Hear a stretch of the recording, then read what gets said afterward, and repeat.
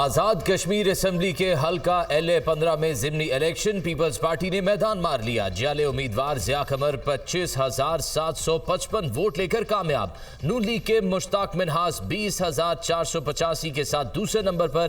गैर हतमी गैर सरकारी नताइज मुकम्मल, हामियों का जश्न।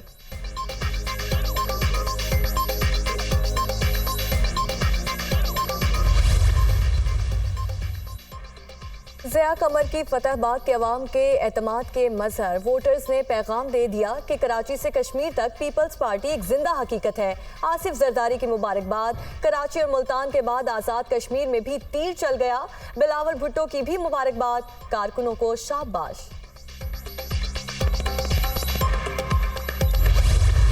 हम आज एक नई सियासी पार्टी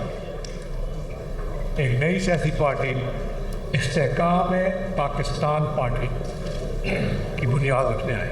पाकिस्तान को आज एक ऐसी क़यादत की ज़रूरत है जो सियासी और समाजी तकसीम को ख़त्म करे, इत्तेहाद और रवादारी को बढ़ाए।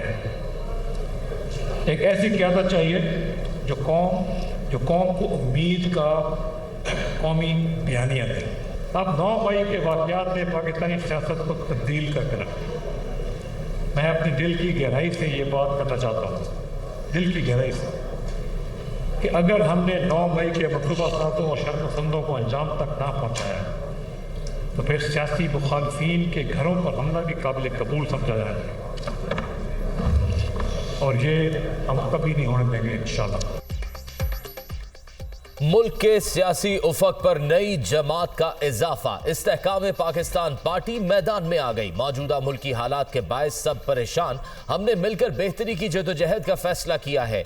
नई पार्टी के क़याम का मकसद कौम को उम्मीद दिलाना है। 9 मई के वाक़यात में मुलव्वस शरपसंदों को अंजाम तक नहीं पहुंचाया गया तो फिर सियासी मुखालिफिन के घरों पर हमले भी काबिल कबूल समझे जाएंगे। जहांगीर तरीन की दीगर रहनुमाओं के साथ प्रेस कॉन्फ्रेंस।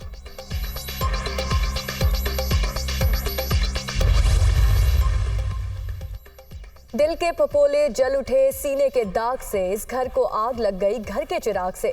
तकब्बुर, अना और अपनी जात और मफादात के बुत का हाउस ऑफ कार्ड्स धड़ाम से जमी बोस। PTI से रूह निकल गई, सिर्फ बुत बाकी है। मगरूर ने कहा था किसी के आने और जाने से फर्क नहीं पड़ता। वही मगरूर आज इबरत की जिंदा मिसाल बन चुका है। वफाकी वज़ीर इत्तलात मरियम औरंगज़ेब का रद्द-ए-अमल।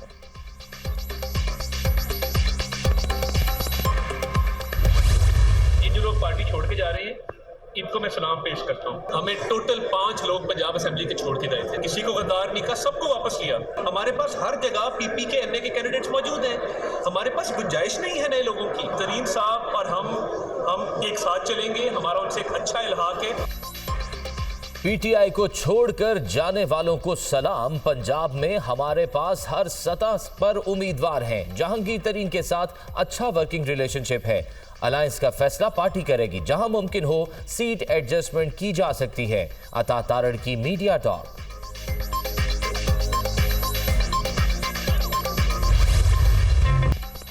माली साल 2023-24 के लिए 6,500 अरब रुपए से ज्यादा खसारे का बजट आज पेश किया जाएगा। तनख्वाहों में 20, पेंशन में 15% इजाफा तजवीज़। 1000 CC से ज्यादा इंपोर्टेड गाड़ियों पर ड्यूटी की शरह में इजाफा। लग्जरी आइटम्स पर 25% सेल्स टैक्स लगेगा।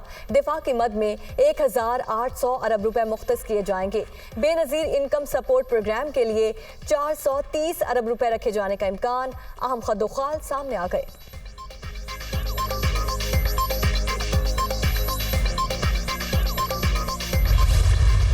गवर्नमेंट ने लिए तो तकरीबन 6% GDP ग्रोथ थी। लेकिन प्लीज़ डोंट फॉरगेट, मैं अभी आपके साथ GDP नंबर शेयर करूंगा कि 5 साल की एवरेज GDP ग्रोथ अब टोटल कितनी हुई और फिर 4 साल जो आने वाले थे 18-22 में क्या हुई। I will share the numbers with you.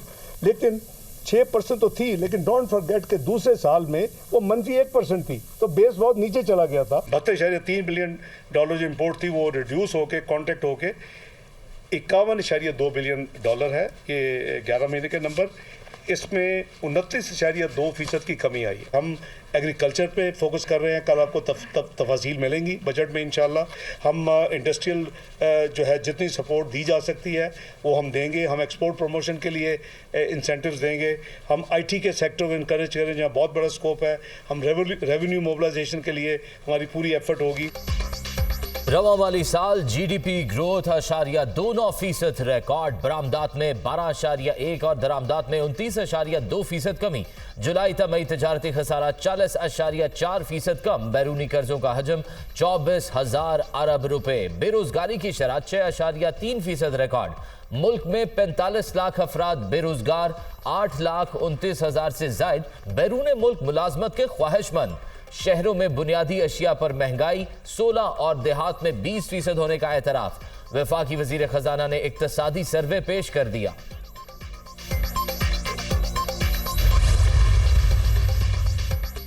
सैलाब से मईशत को 14.9 अरब डॉलर का नुकसान। गन्ने की पैदावार में 2.8% इजाफा। कपास की पैदावार में 41 और चावल की पैदावार में 21% कमी रिकॉर्ड। रवा माली साल औसत फीकस आमदन 1,568 डॉलर रही। मुल्की मईशत का मजमूई हजम 84,658 अरब रुपए तक पहुँच गया। इक्तसादी सर्वे की तफसीलात।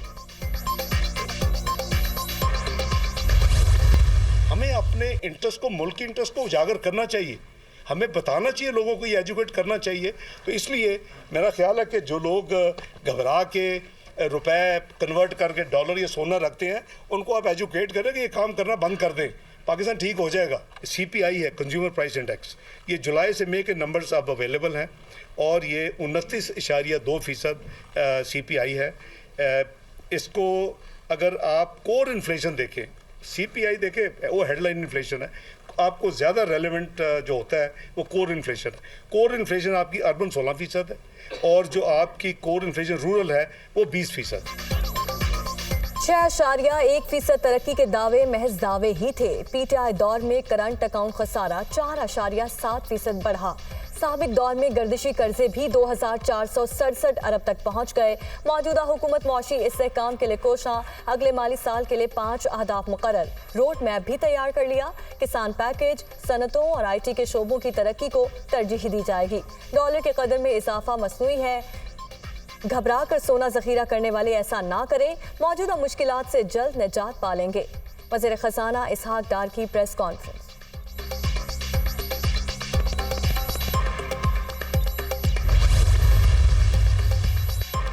वज़ीर आज़म से इसहाक डार की क़यादत में मुआशी टीम की मुलाकात। इक़्तिसादी सर्वे के हवाले से ब्रीफिंग, मुस्तफ़िदा भी पेश। हुकूमत ज़रई शोबे और IT की जिद्दत के लिए खतीर सरमायाकारी करेगी। छोटे किसानों को मयारी बीज और खुदकार मशीनरी की फराहमी भी यकीनी बनाई जाए। शहबाज शरीफ की हिदायत। मुआशी इस्तेहकाम के लिए टीम की कोशिशों की तारीफ।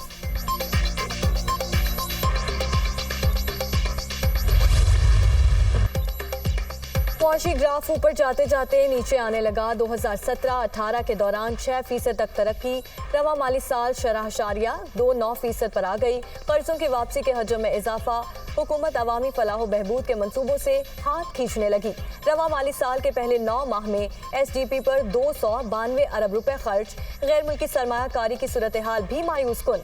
डॉलर तगड़ा, रुपया हल्कान, महंगाई का जिन बेकाबू, अवाम परेशान।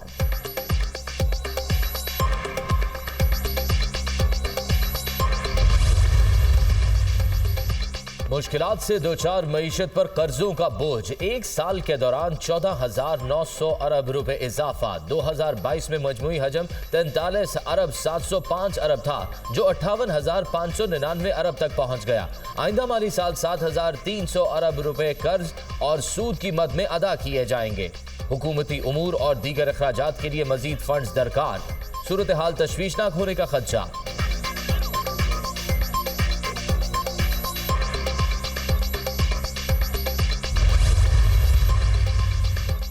नए बजट में मुख्तलिफ सेक्टर्स के लिए सब्सिडी की तजवीज़। पेट्रोलियम सेक्टर के लिए 53.6, घरेलू सार्फिन को RLNG की फराहमी के लिए 3 अरब रुपए रखे जाएंगे। मेरा घर मेरा पाकिस्तान स्कीम की मद में 12.2 अरब रुपए मुख्तस होंगे। यूटिलिटी स्टोर्स के लिए 3 अरब और रमजान रिलीफ पैकेज के लिए 5 अरब रुपए देने की तजवीज़।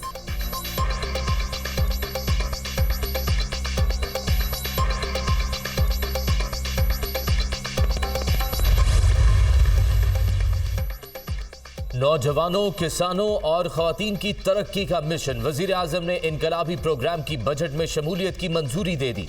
नौजवानों को बिलासूद कर्जे दिए जाएंगे। तालीम और स्पोर्ट्स के फरोग के लिए एंडोवमेंट फंड भी कायम होंगे। 1 लाख मुफ्त लैपटॉप्स की फराहमी के लिए भी रकम मुख्तस की जाएगी।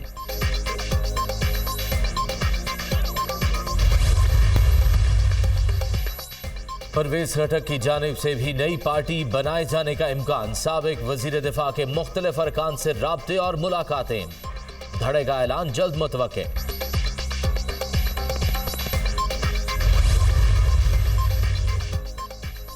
Supreme court practice and procedure act के खिलाफ दायर दरखास्तों पर समाअत गैर मुआयना मुद्दत के लिए मुलतवी। जस्टिस शाहिद वहीद तबीयत नासाजी की वजह से अदम दस्तयाब। बेंच नामुकम्मल होने की वजह से समाअत मुलतवी हुई।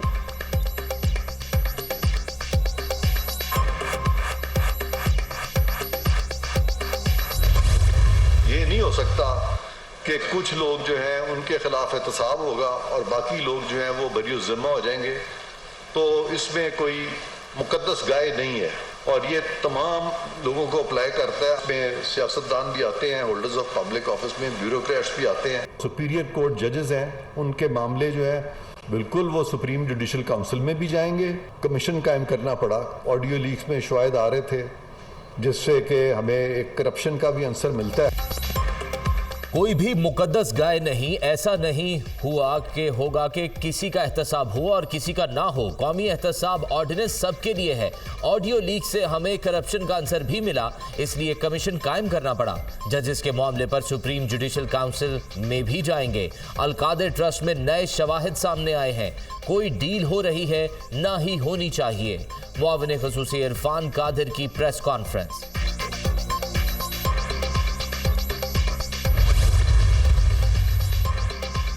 पीटीआई चेयरमैन ने नौजवानों को गलत राह पर लगाया। मुल्की मईशत तबाह की। IMF से किए गए वादे भी पूरे नहीं किए गए। ये इंटरनेशनल कम्युनिटी से भी झूठ बोलते रहे। आसिफ अली जरदारी मुल्क के लिए चार्टर ऑफ इकोनॉमी की बात कर रहे हैं। जब मसाइल हल होंगे तो पाकिस्तान तरक्की करेगा। शर्जील मेमन की मीडिया टॉक।